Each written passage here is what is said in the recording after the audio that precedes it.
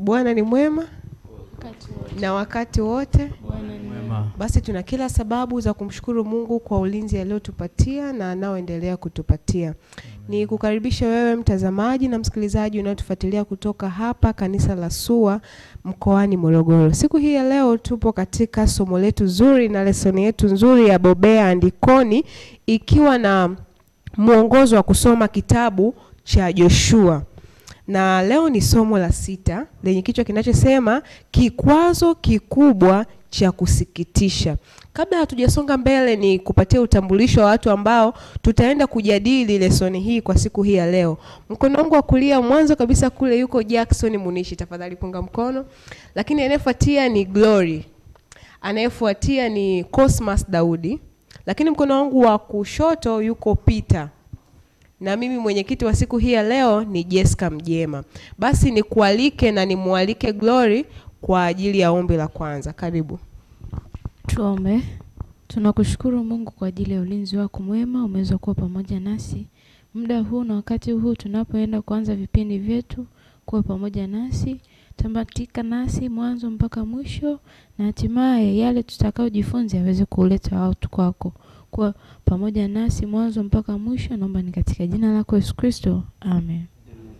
Niendelee kukualika tunaposogea sasa katika somo la 6 lenye kichwa kinachosema kikwazo kikubwa cha kusikitisha.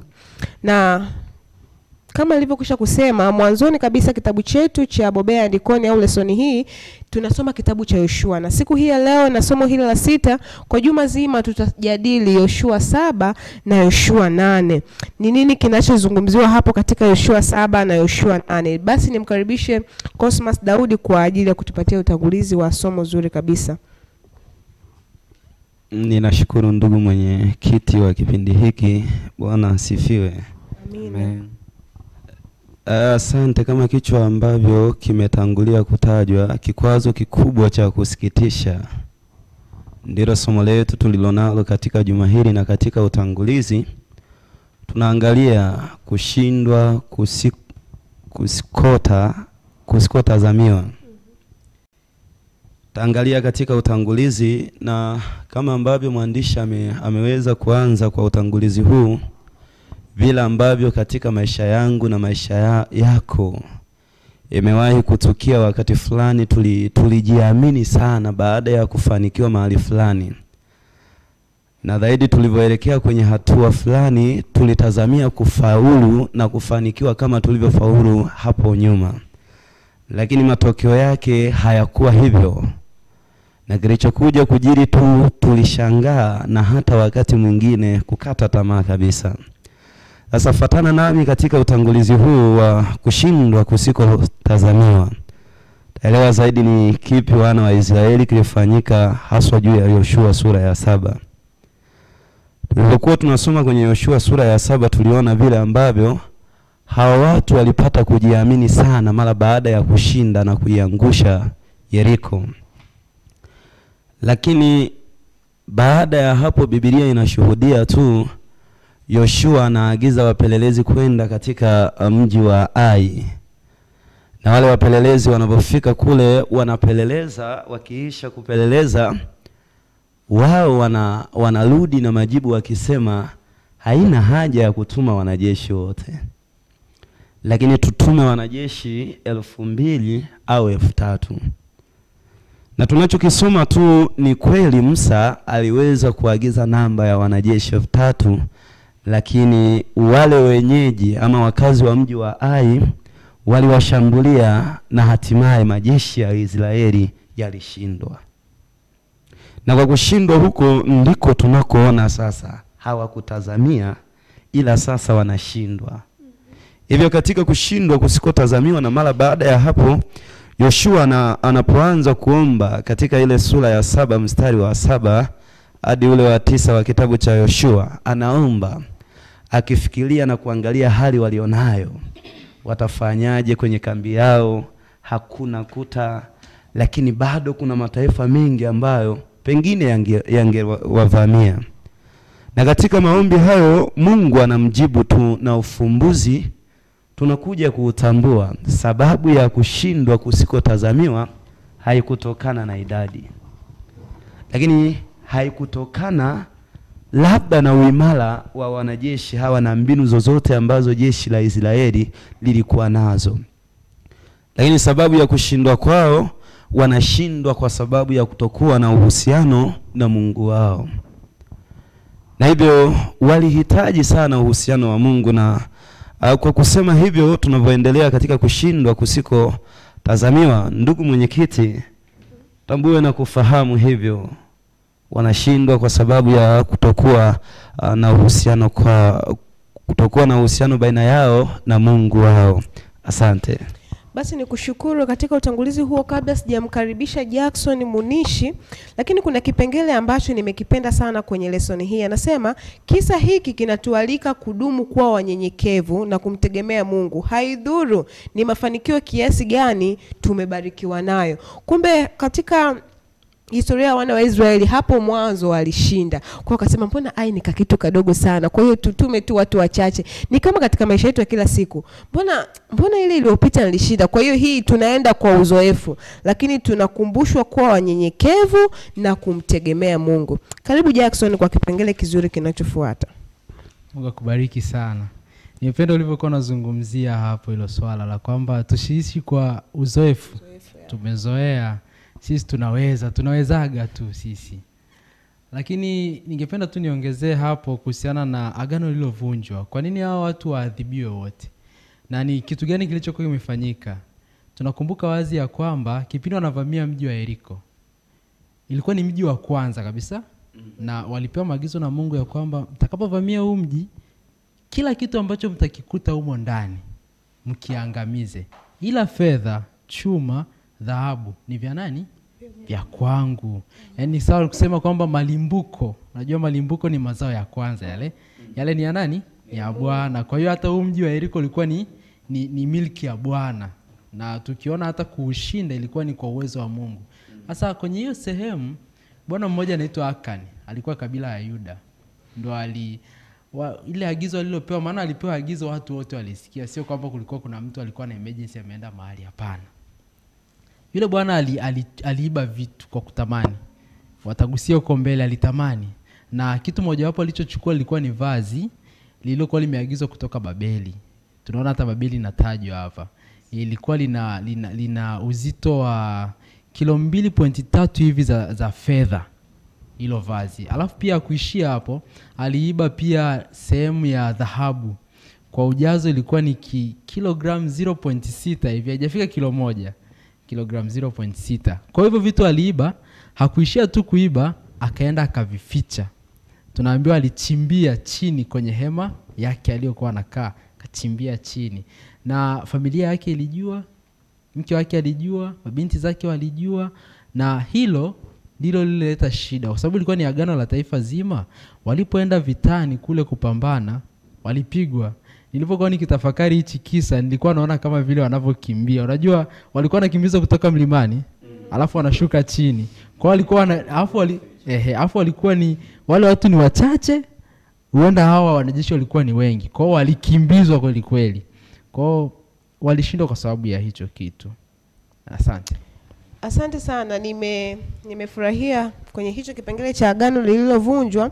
Ukisoma Biblia yako kitabu cha Yoshua 7 mstari wa 11 inasema, Israeli wamefanya dhambi, naam walivunja agano langu nililowaagiza. Naam wametoa baadhi ya vitu vilivyowekwa wakfu, tena wameiba, tena wameficha na kuvitia pamoja na vitu vyao wenyewe. Kwenye Biblia yangu nimepigia mistari baadhi ya maneno. Wamelivunja agano. Agano ni makubaliano ambayo wanawekeana baina ya pande mbili. Kumbe hili agano lilikuwa la wazi kwa watu wote, lakini huyu mmoja akalivunja kwa niaba yao wote. Lakini pia wametwaa. Hawakutwaa tu, wameiba. Hawakuiba tu, wakaficha. Sasa hapo umenishangaza kusema hata familia ilikuwa inajua. Hiyo kumbe kuna wakati fulani familia zinashiriki dhambi za familia hiyo. Kabla sijamkaribisha Petro katika kipengele cha 3, kwenye lesoni anasema Yoshua aliuambia mkutano na kumpa kila mtu usiku wa kuchunguza moyo wake na kuungama dhambi yake. Kumbe walipewa nafasi ya kuungama lakini hawakufanya hivyo. Hivi angeungama angesamehewa? Wangesamehewa. Mbona mmesita kujibu? Basi karibu Petro, karibu sana. Ya, asante. Katika somo hili la kukatisha tamaa vizuri, kikwazo kikubwa cha kusikitisha, naweza kusema kwamba katika swala hili tunaona kwamba hata watoto wa Kora nao waliangamizwa. Watoto wa Kora waliangamizwa, lakini maandiko yanasema mwana hatachukua uovu wa baba yake, na baba hatachukua. Ni Akani, ndugu msikilizaji, asanteni walimu. Ndugu mtazamaji, ni Akani. Nimestaja Kora kwa sababu katika mazungumzo naye atamtaja pia. Kwa hiyo wana wa Akani pia waliangamia pamoja na baba yao. Lakini maandiko tunafahamu yanasema mwana hatachukua uovu wa baba yake, wala baba hatachukua uovu wa mwanae. Sasa inakuwaje nao wale watoto wake wakaangamizwa? Lakini katika lesoni hii tunaona kama kulikuwa na ukimya, lakini pia na njama. Watoto hawa wa Akani walijua ambacho baba wao alikifanya, na walijua sio sahihi, na walijua maagano ambayo walifanya na Mungu wao, lakini pamoja na yote walikaa kimya. Tumeitwa kuheshimu wazazi, lakini ni katika Bwana. Waheshimu baba yako na mama yako, lakini ni katika Bwana. Sivyo, kama sivyo basi ni heri kumtii Mungu kuliko mwanadamu. Kwa hiyo watoto waliingia katika hatia kwa sababu nao walikubali kushiriki ile uovu.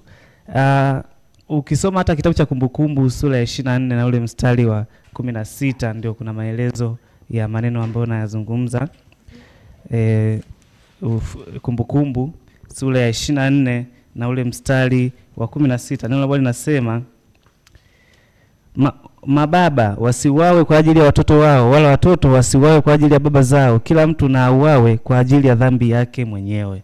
Kwa hata watoto wa Kora wa Akani watoto wa Akani nao waliuawa kwa ajili ya uovu wao wenyewe. Maana ukisoma pia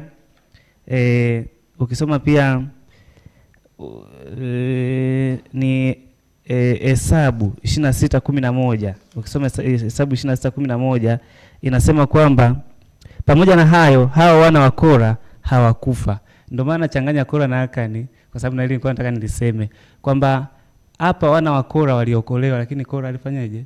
Aliuliwa. Uone kwamba uovu wa baba huwezi kuathiri watoto. Na katika kipindi hiki ambapo wana wa Akani wanauliwa, na wana wa Kora walikuwepo na wanajua Mungu ni mwenye haki, ndio maana wao walibaki. Kwa hiyo kilichowaponza walijua na walikaa kimya. Bwana tusaidie, tunapoona uovu tusikae kimya, na tutaokolewa sisi, lakini pia wenda hata yule mwenzetu ambaye amefanya uovu akaokolewa. Basi asante mwalimu. Sawa, nikushukuru sana, lakini nimependa tusome hapa tukijua jinsi Mungu alivyokuwa makini ili kamwe asiwaadhibu watoto kwa ajili ya dhambi za baba zao. Tunaweza kuhitimisha bila shaka ya kwamba familia ya Akan ilisaidia na kushiriki mpango wake wa siri. Lakini ukipiga hatua kidogo, anasema katika hali hizi ngumu watoto wanapaswa kutafuta njia ya kuwa waaminifu kwa Mungu. Ninafurahi sana kujua kuwa watoto pia wamezungumziwa. Na kabla sijamkaribisha dada Glory, ni turejee kwenye fungu la Efeso 6 mstari wa 1. Anasema enyi watoto watiini wazazi wenu. Haikuishia hapo, ikaendelea katika Bwana, maana hii ndiyo haki. Kwa hiyo kumbe watoto wa Kora waliokoka kwa sababu hawakushiriki dhambi ya baba, lakini wa Akani walikufa kwa sababu walishirikiana na baba yake. Basi karibu Glory kwa kipengele kinachofuata, kuokolewa kutoka katika laana. Asante ndugu mwenyekiti, kuokolewa kutoka katika laana. Na hapa tunaweza kumwangalia mwanafamilia mpya ambaye alikuwa si mwingine bali ni Rahabu, ambaye huyu anaitwa mwanafamilia mpya ni kwa sababu alikuwa ni mwanafamilia au alikuwa ni mtu katika nchi ya Yeriko, katika mji wa Yeriko, lakini aliweza kuokolewa kutoka katikati ya wale watu ambao walikuwa wameshafikisha kikombe chao au tamati yao ya maisha yao ilikuwa imeshafika ukomo, na ndiyo maana anaitwa mwanafamilia mpya. Tukisoma hapa anatuambia ya kwamba anasema anasema upotevu wa familia ya Akani ulikuwa ukumbusho wa busara wa jinsi ulivyokuwa muhimu na yenye maana kubwa kulinda uhusiano wa agano pamoja na Mungu, Na anasema kuongezwa kwa familia ya Rahabu kwenye jumuiya ya agano kuliwakumbusha Israeli juu ya rehema na wokovu wa nani? Kwa Mungu. Kwa hiyo hapa ndio kinatupatia kufikiria kwa kile ambacho Mungu bado anadhihirisha au anazidi kutenda hata kwa wale ambao hawamwamini. Tunaona Rahabu alikuwa ni mtu kahaba, lakini kwa ajili ya ile kazi yake tu kwamba muda wote kazi ipo au anaweza akapata jukumu la kupata mteja au kufanya naye zinaa, yeye aliweza kuwakaribisha wale wageni pasipo kujua kwamba ni wakina nani? Wapelelezi. Ule ukarimu wake ndio uliompelekea yeye kuweza kupata rehema na wokovu kutoka katika familia au kutoka katika maangamizi pamoja na watu wa Yeriko hadi kuwa Mwanaisraeli mpya. Na pia tunaelekea pia kwamba ni ukihusianisha kwamba hili somo letu au kichwa chetu kidogo cha somo kinahusiana vipi pamoja na somo letu kubwa, ni hapa kichwa cha somo anasema kuokolewa kutoka katika laana. Ni laana ipi? Na hii hapa ilikuwa ni desturi ya wana wa Israeli kwamba kila sehemu ambapo watakapoweka kambi wao wanatakiwa waweze kuweka walikuwa na hema lile takatifu ambapo wakishafika sehemu wakiweka kambi walikuwa tengeneza na sehemu nyingine kwa ajili ya hema takatifu. Kwa hiyo dhambi zote au na majukumu makosa yote ambayo walikuwa wakiyafanya hapo awali, walikuwa wana hema au wana sehemu ya kwenda kuungamia kwa ajili ya kupata utakaso huo. Na anasema kila kafara ilielekezwa kwa Yesu ambaye alitukomboa katika laana ya Torati. Alipokuja katika ulimwengu huu na kujitoa mwenyewe kuwa kafara, ambayo ni Wagalatia 3:13. Anasema madhabahu ilielekeza moja kwa moja kwa yule pekee awezaye kumuokoa mtu yeyote kutoka katika laana ya dhambi. Tumaini pekee la Israeli ilikuwa katika ahadi ya madhabahu kwa wakati ule, lakini kwa sasa tumaini pekee ni Yesu Kristo ambaye alishawahi kutufilia msalabani. Asante.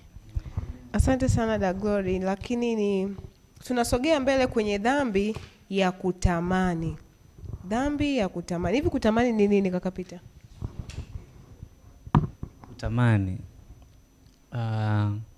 Kutamani ni hali. Asante, naona unaendelea kutafakari.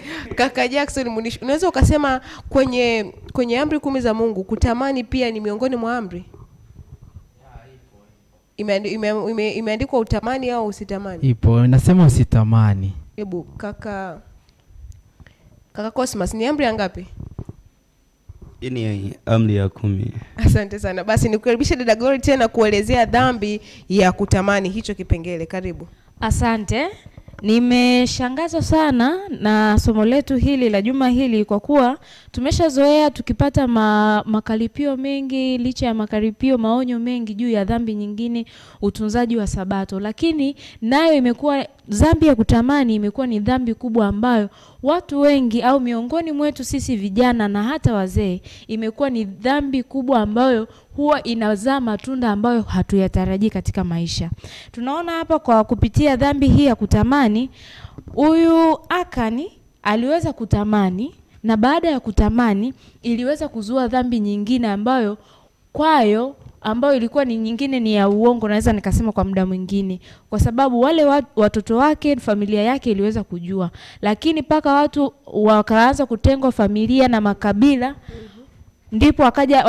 ndipo ikaja akajidhihirisha yeye mwenyewe kwamba ni amefanya nini? Ametenda dhambi. Lakini mara ya kwanza huenda ingekuwa ni swala dogo tu kwamba mtoto ameona na kuangalia, mbona baba hichi kitu amesema amechukua, lakini amekuja amekiweka huku imani na ni kitu ambacho kimewekwa wakfu kwa ajili ya nani? Kwa ajili ya Mungu. Na kitu kingine nimeweza kukipata hapa kizuri na nikakipenda, anasema ukweli ni kwamba nguvu za Mungu pekee ndizo zilizowapa Israeli ushindi, kwamba hawakuwa wameitwa Yeriko kwa nguvu zao wenyewe. Ulikuwa na maana nzito kwa amri ya kuwatangazia wasichukue sehemu ya mateka au nyara. Mungu kwa uwezo wa neno lake mwenyewe alikuwa ameunganisha ngome hii ushindi ulikuwa wake, na kwake yeye peke yake mji pamoja na vyote vilivyomo vilipaswa kuwekwa nini? Kuwekwa wakfu. Na anasema dhambi mbaya ilisababisha kuangamia kwa Akani. Ilijengeka katika kutamani. Kati ya dhambi zote mojawapo kati ya dhambi za kawaida na zisizopewa uzito sana. Ingawa makosa mengi hutambuliwa na kuadhibiwa, ni mara chache mno uvunjaji wa amri ya 10 kukemewa au kukaripiwa. Tamaa ni adui wa ukuaji wa polepole. Akani alikuwa amelea tamaa ya kupenda mali hadi ikawa mazoea, ikamfunga pingu ambazo asingeweza kuzivunja. Ingawa alikuwa akilea dhambi hii moyoni mwake, angeogopa sana kama angekuwa kwamba kitendo chake kingeliletea Israeli maangamizi. Lakini mitazamo yake iliuliwa kwa dhambi na majaribu. Alipokuja alinaswa kwa urahisi. Kwa hiyo ni jambo ambalo tunaweza kujifunza pia katika maisha yetu ya sisi wanadamu au kama vijana kwa hali ya kawaida, kwamba kile ambacho unaona unakipuuzia ni kidogo kwa wakati huo, lakini baadaye mbeleni huenda likikaleta matatizo makubwa. Mfano mzuri wa Akani. Kwa hiyo ndio kitu ambacho niliweza kukipata kupitia somo hili la dhambi ya kutamani. Muda wetu unasonga sana na ninatamani kujua ni nini kila mmoja amejifunza kwenye matumizi maishani, lakini kabla hatujafikia tamati, naomba nizungumzie kidogo kwenye dhambi ya kutamani. Hapo kuna maelezo mazuri. Tunatazama mara moja kuelekea tamaa kama vile Akani alivyojitwalia nyaraka za Yeriko. Mungu ameitamka kuwa ni ibada ya sanamu. Tunaonywa hakuna mtu awezaye kutumikia mabwana wawili. Sio, imekaa sawa hiyo? Kwa hiyo hakuna mtu awezaye kutumikia mabwana wawili. Hivyo basi Waswahili wanasema mazoea hujenga tabia, hujenga mazoea, mazoea hujenga tabia. Asanteni sana. Mazoea hujenga tabia. Kwa hiyo vile vidogo ambavyo tunavifanya ndivyo ambavyo vinaleta matokeo makubwa ambayo kiuhalisia hatukuyafikiria. Ni sawa na mfano wa mtoto kudokoa sukari. Ataanza kudokoa sukari, ataficha hivi, ataingia kwenye pochi ya mama, ataficha hivi, mgeni akija atadumbukiza tena mkono. Mwisho wa siku ndo anakuwa mwizi mkubwa na hatimaye anachomwa na matai, lakini tabia ilianza ikiwa ndogo. Basi niwakaribisha sasa, ni nini sasa tumejifunza kwenye hili somo, na kama tunaweza basi tujibu hili swali: kwa nini wakati fulani Mungu analazimika kusubiri hadi tunapokata tamaa kabisa kabla ya kutupatia majibu mapya? Ni kwa nini? Asante. Kwa nini Mungu anakawia kujibu hadi wakati ambapo tumekata tamaa kabisa? Kwa kweli Mungu anafanya hivyo ni kwa sababu Mungu anahitaji kudhihirisha uwezo wake, ambapo hakuna namna ambayo mwanadamu anaweza kusema naye amefanya jambo. Naweza kusema kwamba huenda angeingilia kati kabla ya mwanadamu hajakata tamaa, mwanadamu angehisi ni kwa uwezo wake. Okay. Lakini katika wakati ambapo mwanadamu amekosa namna, haelewi, basi uwezo wa Mungu ndipo unadhihirika. Na ndio sababu Mungu anaacha kabisa pale ambapo mwanadamu anakoma kujitumainia, basi yeye ndiye anadhihirisha nguvu na uwezo wake. Asante. Mtu mmoja akasema akili ya mwanadamu inakoishia ndiko ya Mungu inapoanzia. Amen. Ni kwa jinsi gani na kwa nini dhambi ya Akani iliathiri uhusiano wa Mungu na taifa zima? Na kujibu wao mtazamaji. Okay, sawa. Kwa nini dhambi ya Akani iliathiri watu? Kwa sababu ile agano lilikuwa ni la pamoja, yani ni wote. Na tumezungumzia mwanzoni kwamba hakukuwa na mtu ambaye alikuwa na emergency kipindi ili agano linatolewa. Kwa hiyo kila mtu alisikia, na alipotenda dhambi ya Akani ndio maana ikawa na madhara kwa watu wote. Ingekuwa amekubaliana na Akani peke yake, wala kusingekuwa na shida. Asante. Nitajie dhambi mbili dada Glory, ambalo inasema, je, tamaa huongoza katika dhambi gani nyingine? Dhambi nyingine ambayo tamaa huweza ukaongoza, kuna dhambi ya uongo, wizi. Nimekwambia mbili tafadhali. Naona kama unaendelea. Kaka Cosmas, nyingine? Nadhani umesema ni nyingine, nitaje moja. Kuzini, uasherati kiujumla. Okay. Nadhani inazaliwa huko. Tamaa. Basi tutamatishe kwa kusema lesoni ya juma hili imetuongoza kusoma katika kitabu cha Yoshua, na Mungu ashukuriwe kwamba ametupatia neema na tunazo reference za kujifunza kwazo. Hebu fikiria wale wengine hawakuwa na reference kama sisi tulizo nazo. Basi nikushukuru wewe mtazamaji na msikilizaji ambaye umekuwa ukitufuatilia katika kipindi kizuri cha Bobea Andikoni. Nimkaribishe kaka Jackson kwa ajili ya kutupatia ombi. Okay. Basi tuombe. Tunakushukuru Mungu wetu kwa maana tumejifunza pamoja na msikilizaji. Kile tulichojifunza tusaidie kwanza tukakiishi. Tusio watu tu wa kusema sema, bali tukae na uhalisia katika maisha yetu.